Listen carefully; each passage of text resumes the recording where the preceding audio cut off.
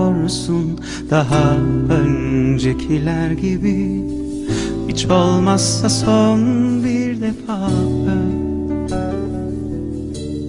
Bu kadar zor mu seni sevdim bir zamanlar demek? Öyle zor ki yeniden sevmek.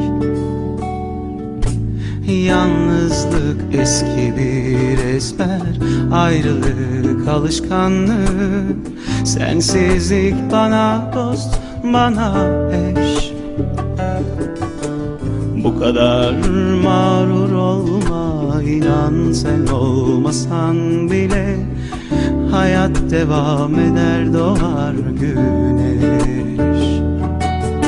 Susma veda ederken, biraz gül, bir şey söyle.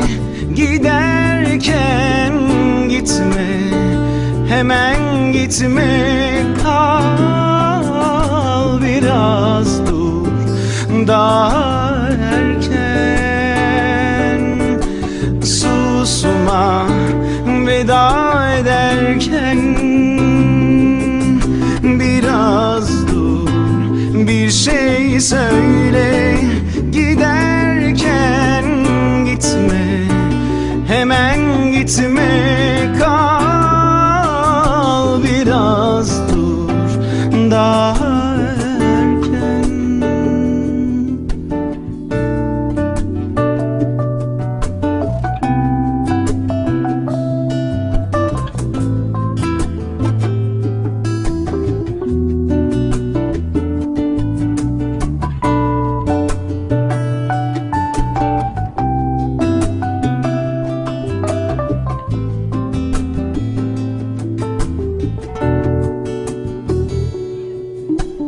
Anladım, gidiyorsun daha öncekiler gibi.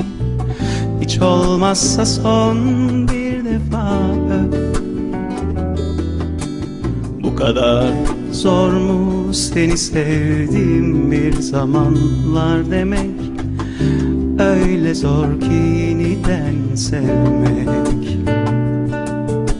Yalnızlık eski bir ezber, ayrılık alışkanlık, sensizlik bana dost, bana eş. Bu kadar mağrur olma, inan sen olmasan bile hayat devam eder, doğar güneş. Susma veda ederken, biraz gül, bir şey söyle. Giderken gitme, hemen gitme, kal biraz dur daha erken. Susma veda ederken, biraz gül, bir şey söyle. Giderken gitme, hemen gitme, kal biraz dur daha erken. Susma veda ederken, biraz gül, bir şey söyle. Giderken gitme, hemen gitme, kal biraz dur daha